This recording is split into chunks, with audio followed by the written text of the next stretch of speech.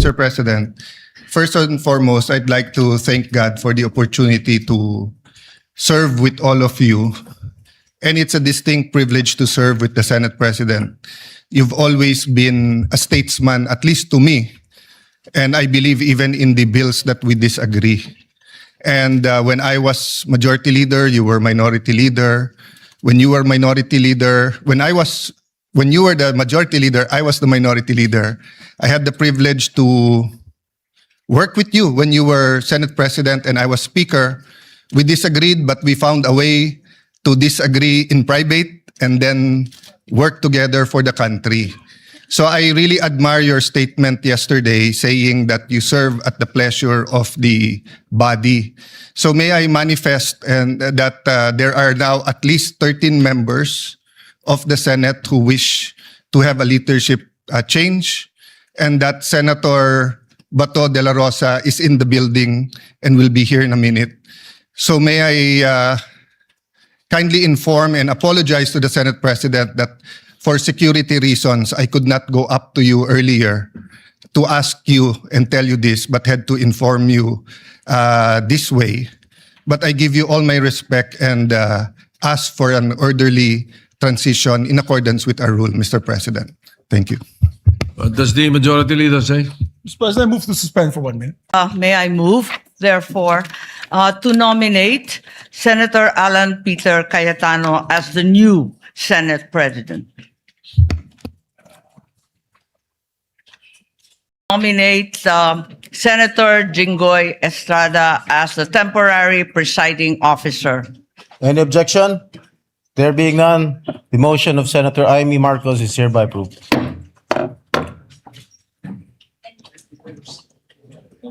Please proceed. Mr. President, may we also nominate Senator Joel as the temporary or acting majority leader? There is a motion by Senator Alan Peter Cayetano that Senator Joel Villanueva be made an acting majority floor leader. Is there any objection? There being none, the motion is approved. Mr. President, there was a nomination by Senator Amy Marcos to elect Senator Alan Peter Cayetano to be our Senate President. And I don't think, Mr. President, that there's no objection, Mr. President. And so I move that we close the period of nomination, Mr. President. Is there an objection? To nominate Senator Vicente Soto III to the position of Senate President. I so move, Mr. President. Is there any objection? There being none, the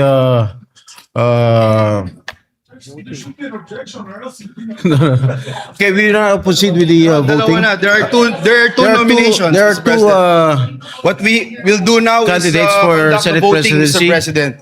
One is Senator Alan Peter Cayetano and the other is Senator Tito Soto. Okay. Pwede na mag-vote. Pursuant to Section 2 of the Rules of the Senate, we will now proceed with the roll call vote. Secretary, please. Roll call of members. Senator Aquino. Senator Cayetano Alan. Senator Cayetano Pia. Senator Soto. Senator Soto.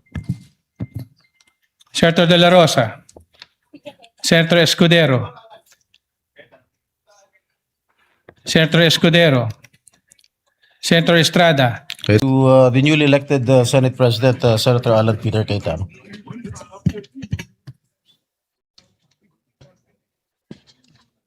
Dito para yung flag daw. Sila ate.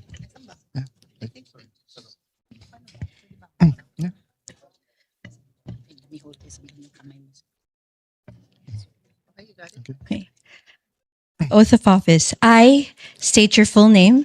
I, Alan Peter Shram Cayetano, Having been elected to the position of Senate President, having been elected to the position of Senate President, do hereby solemnly swear do hereby solemnly swear that I will well and faithfully discharge, that I will well and faithfully discharge, to the best of my ability, to the best of my ability, the duties of my present position, the duties of my present position, and of all others I may hereafter hold, and of all others I may hereafter hold, under the Republic of the Philippines, under the Republic of the Philippines, that I will support and defend the Constitution of the Philippines, that I will uphold and support, that I will support and defend the Constitution of the Philippines, that I will obey the laws, legal orders, and decrees that I will obey the laws, legal orders, and decrees promulgated by the duly constituted authorities, promulgated by the duly constituted authorities, and maintain true faith and allegiance and maintain true faith and allegiance to the Republic of the Philippines, to the Republic of the Philippines, and that I impose this obligation and that I impose this obligation upon myself voluntarily upon myself voluntarily, without mental reservation or purpose of evasion. without mental reservation or purpose of evasion. So help me God. So help me God.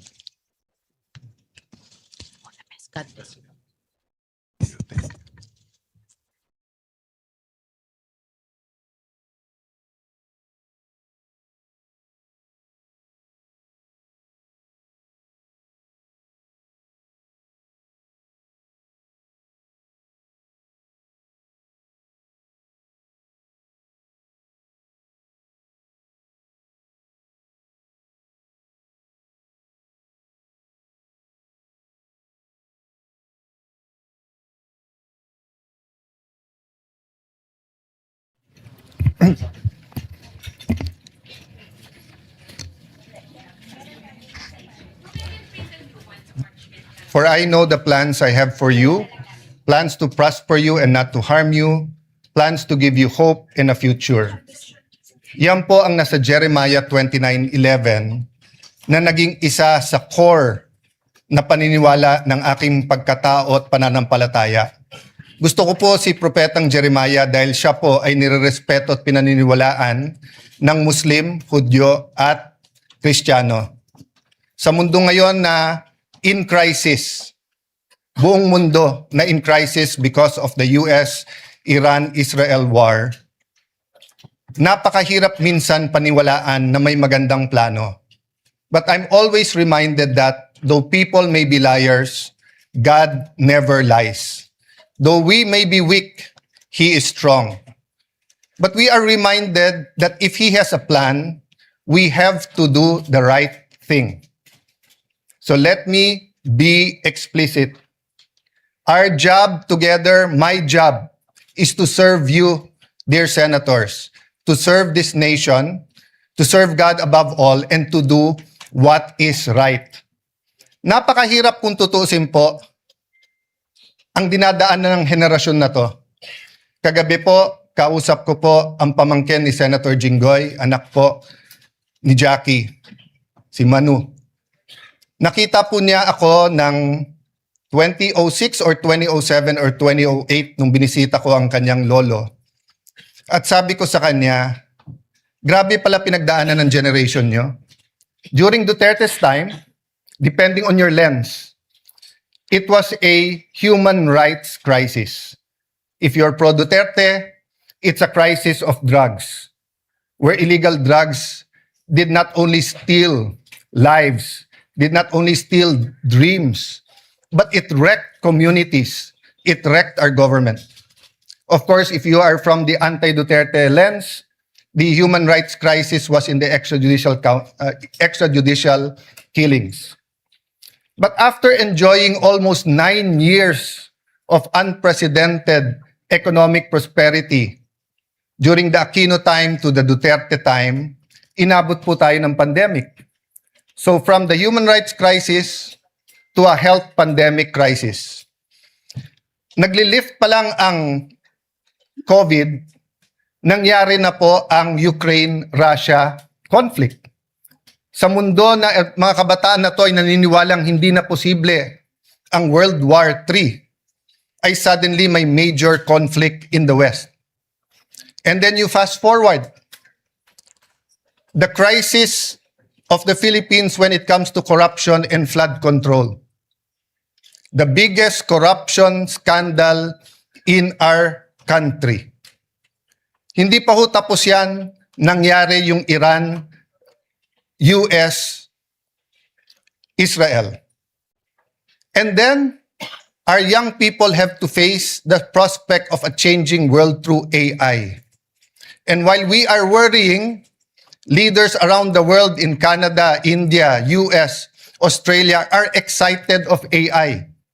They said that it will bring in a new wave of millionaires, billionaires. It will bring in high quality jobs. Pero tayo po ba'y naghahanda na? We might not feel the crisis here in the session hall, but our people, may it be the grab drivers, the tricycle drivers, jeepney drivers, yung maliliit na kalendriya, yung mga beneficiaries ng 4Ps, ramdam na nila. So nung kinamayan po ako nung former Senate President Subiri, sabi niya, hindi siya naiinggit sa trabaho dahil mahirap po ito. But I take a step forward, my dear colleagues, and offer myself to serve you. Just as Senate President Soto said, that he is here to serve everyone, not only the majority, not only the minority. I am here to respect the President, the office of the President, the Vice President, the office of the Vice President, the House of Representatives, and each one of you. In every crisis, there are big winners and there are big losers. Unfortunately, it is the poorest of the poor who is always the losers. So I urge all of you, let's unite, let's discuss. Before us might be the impeachment, let it make it very clear. May mga lumabas sa news, and hindi ko kayo sinisisi kung sinasabi nyo sa news na ang pagpalit ng leadership ay tungkol sa impeachment. Hindi po. The impeachment is enshrined in the Constitution. The Bible says, the truth shall set us free. We want to be free from poverty. We want to be free from corruption. We want to be free from a government that is busy fighting its own people or the people fighting each other. Hindi to Facebook, hindi to social media na pwedeng bawat minuto may nagbabanatan. In real life, in the non-digital life, we have to be here for each other. It doesn't mean anything if we are, say, we're devout Muslims or we're devout Catholics or devout evangelicals if we cannot love each other. In the Senate, we might not like each other, but I think we can work each other and we can love each other. So let me make it clear.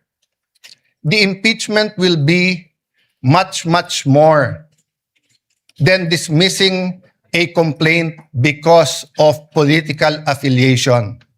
And it's also much, much more than convicting someone without evidence. Parehong hindi pwede yun. Kailangan guided tayo by the truth, guided by evidence. But the process is as important as the result. Hindi natin pwedeng sabihin, she or he will make a bad president. Or wala na tayong maasahan dyan sa presidente, wala na tayong maasahan sa vice president, impeach na lang natin. Hindi po. The Senate is also on trial. So, dear colleagues, as we ask God to guide us and help us, I'd like to thank all of you who supported me today. I will do my job. But I'd also like to reach out to all my colleagues here today. Ngayon lang naman po tayo na may divisions dahil mabigat ang politika. Pero actually, we've worked together. And if we could only go back 20 years and then go back now, can we go to 20 years from now? And let me tell you what I told the group last night nung nag-meeting kami. Basta't lahat ng gagawin natin, huwag tayong magsisisi. Huwag tayong gagawa ng pagsisisihan natin. So feel free to call me out if you think mali ang direction. So dear colleagues, again, thank you. God bless you. Maraming salamat sa inyong lahat.